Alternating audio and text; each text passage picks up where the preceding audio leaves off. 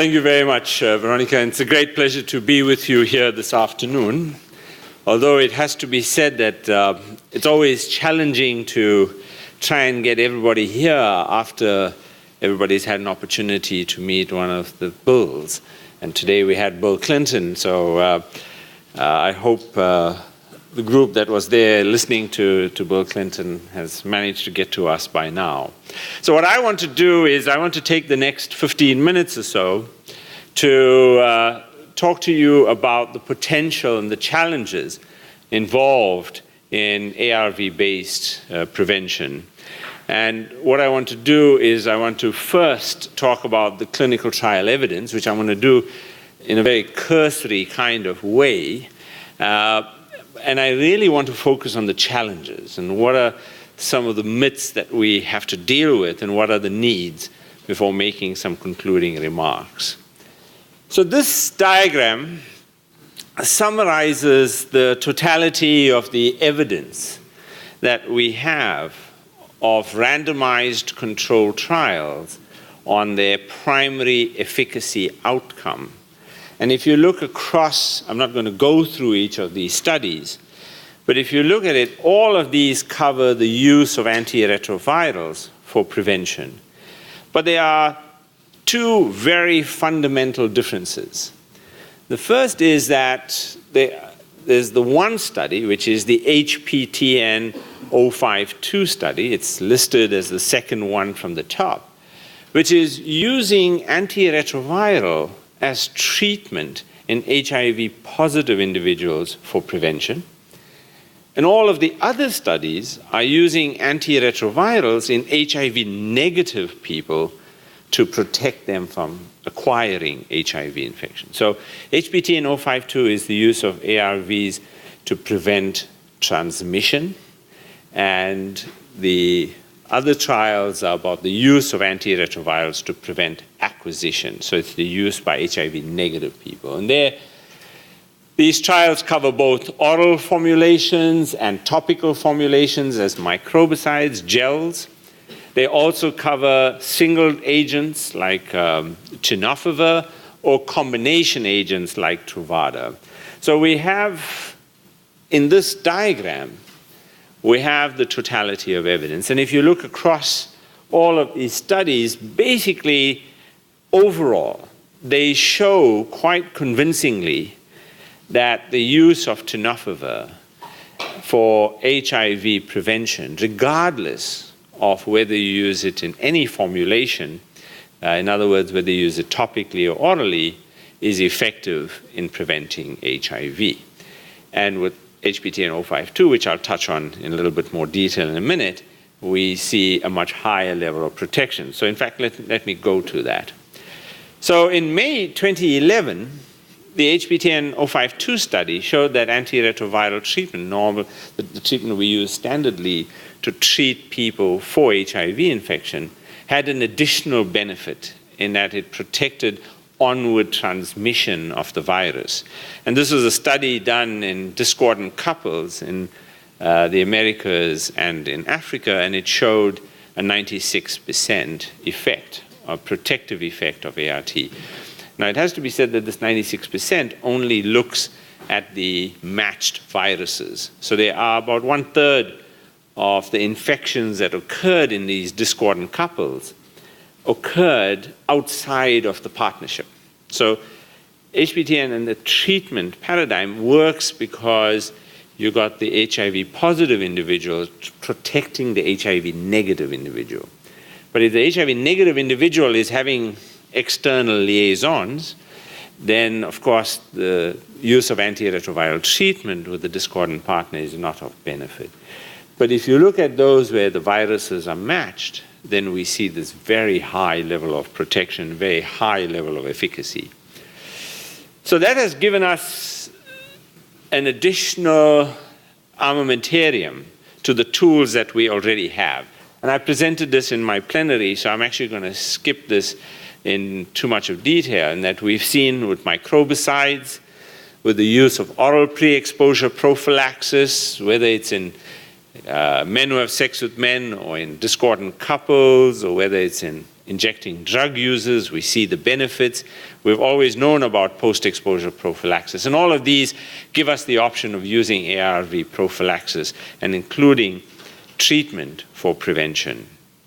So in July 2012, the FDA had a panel at which they made the decision to approve Truvada as the first drug that they were now approving for a protective benefit.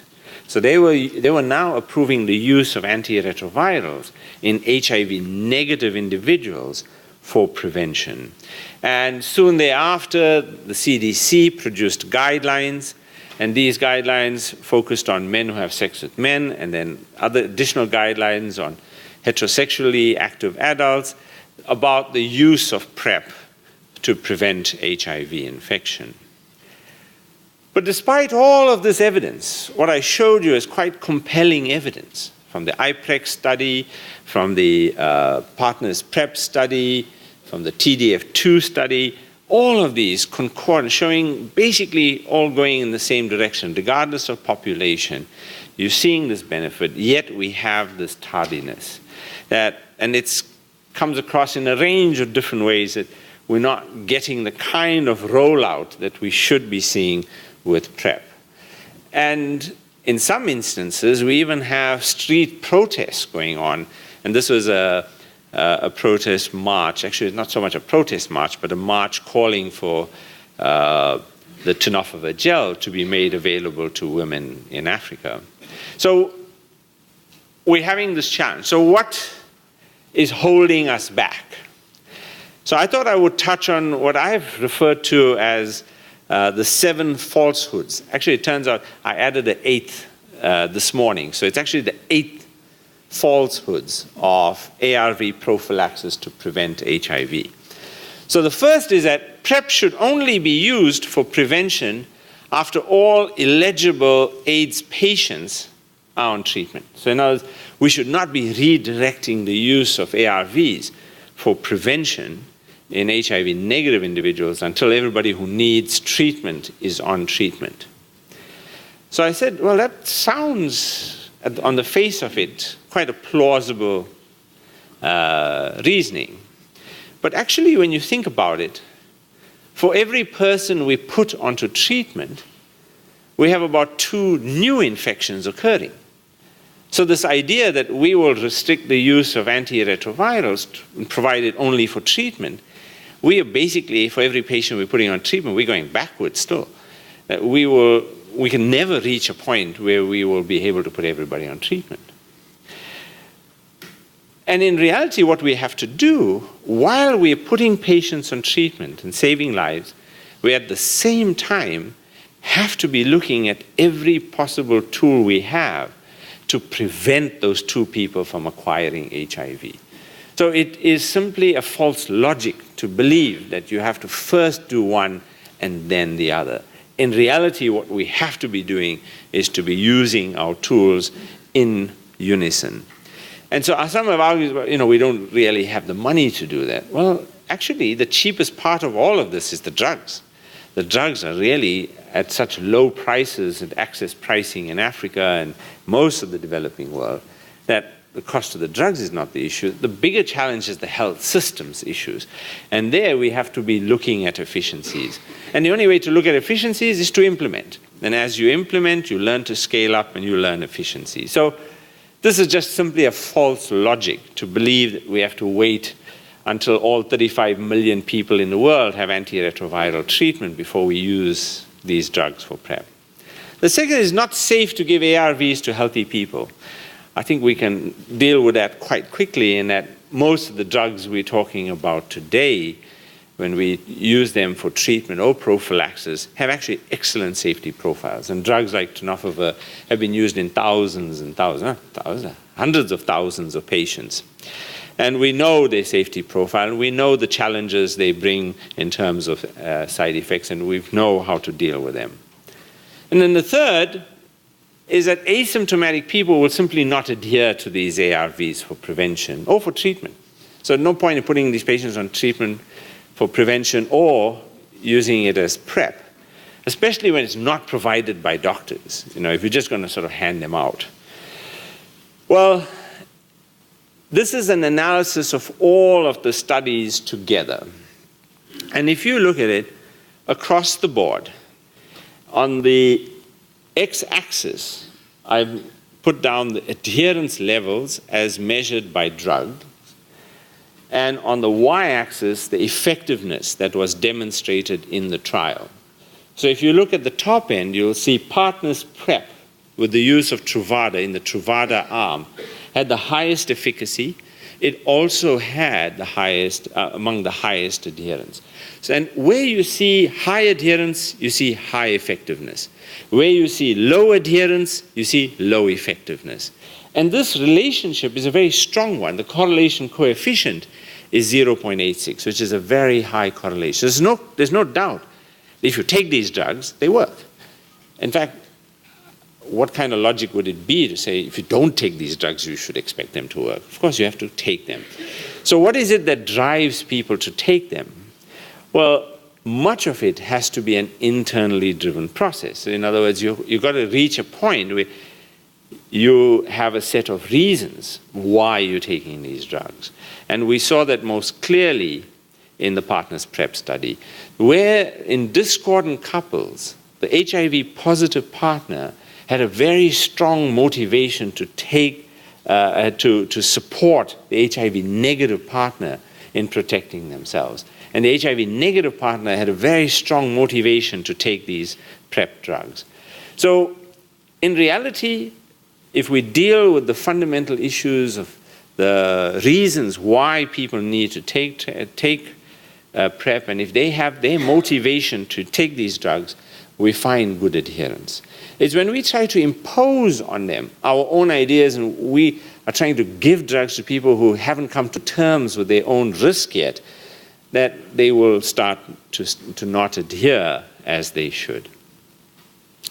And some have argued, well, these things have to be given out in a doctor's office. They've got to be done in a very specific medical way.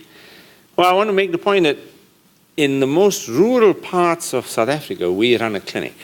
And in this clinic in rural South Africa, we started a process of task shifting, where we had nurses implement antiretroviral therapy in patients back in 2004. And in this diagram, I'm showing you each of the cohorts. These are all the patients enrolled over each of these years. And if you look at this, that you will see that the retention we've had, retention in care, has steadily increased. That's the red line with the triangles. And if you look at the mortality rate, in the green dots, you see how the mortality rate has come down. And that viral suppression has remained persistently high over years and years and years. So not only are nurses very effective in providing antiretroviral treatment in a very rural community, in a community where there is really only one doctor serving this entire population of something like close on to 200,000 people. So we are seeing that nurses not only do this effectively, do it in a sustainable way, but they also improve with time. So now we're pretty convinced that we can actually do this and that asymptomatic people will take it. Well, what about the data on effectiveness, especially in women?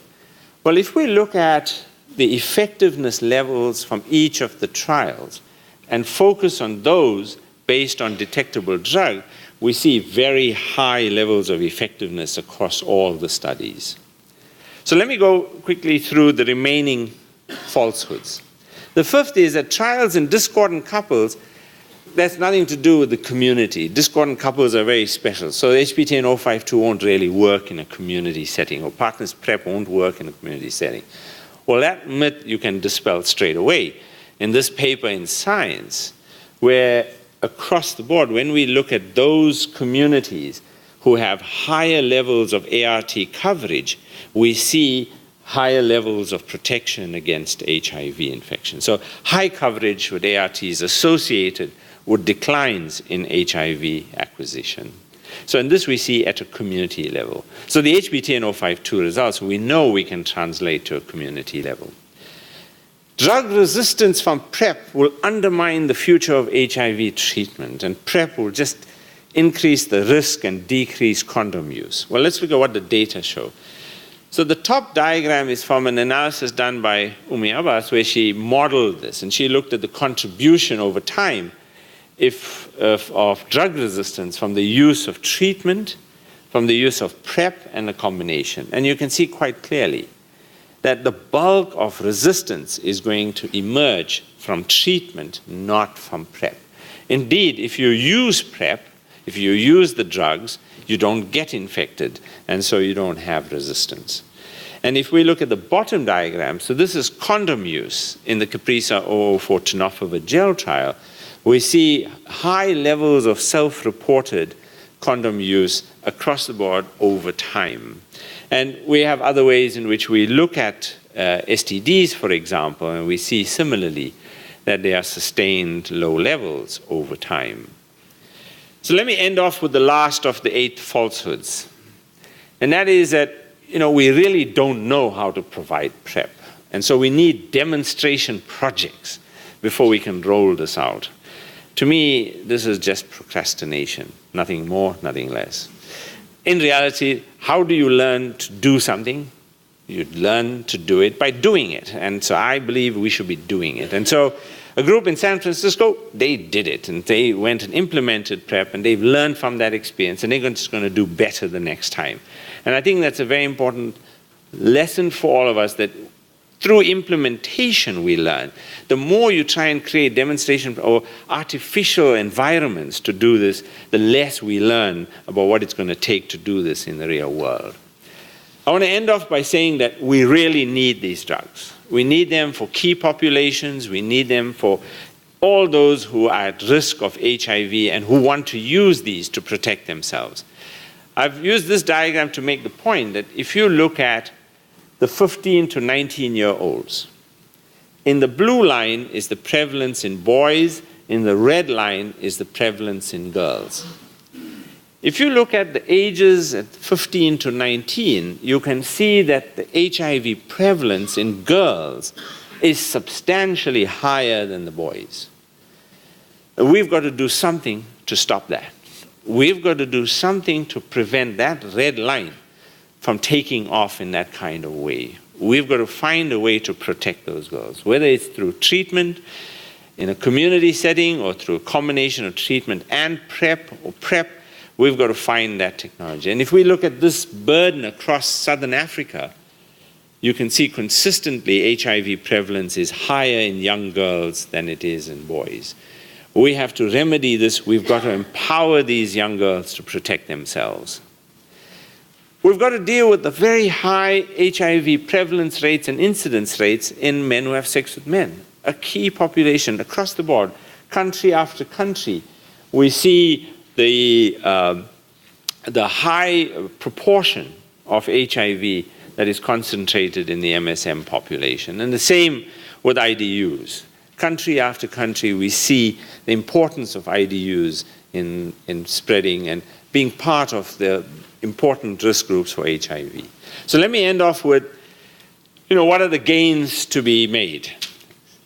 So the gains to be made across the board, we see here in this diagram, which I won't explain in detail, except to say that on the y-axis is the number of people that will need to be treated in order to prevent one infection. And you can see that for all of these studies plotted on this diagram from Susan Bookbinder's paper in The Lancet, we get some idea of to what extent we need to roll this out, we need to scale it up to get its benefits. So let me end off by saying, we're seeing very clearly antiretrovirals providing new hope for HIV prevention. We've had more trials, and I showed this in my plenary, we've had more trials that have shown positive results since July 2010 than in the previous 29 years of HIV research. And treatment for prevention in particular provides huge new hope. Microbicides and oral PrEP, promising new technologies, we need to make them available to the high-risk populations. And we need to convert this hope into actual benefit by fast-tracking implementation in these key populations. Thank you very much.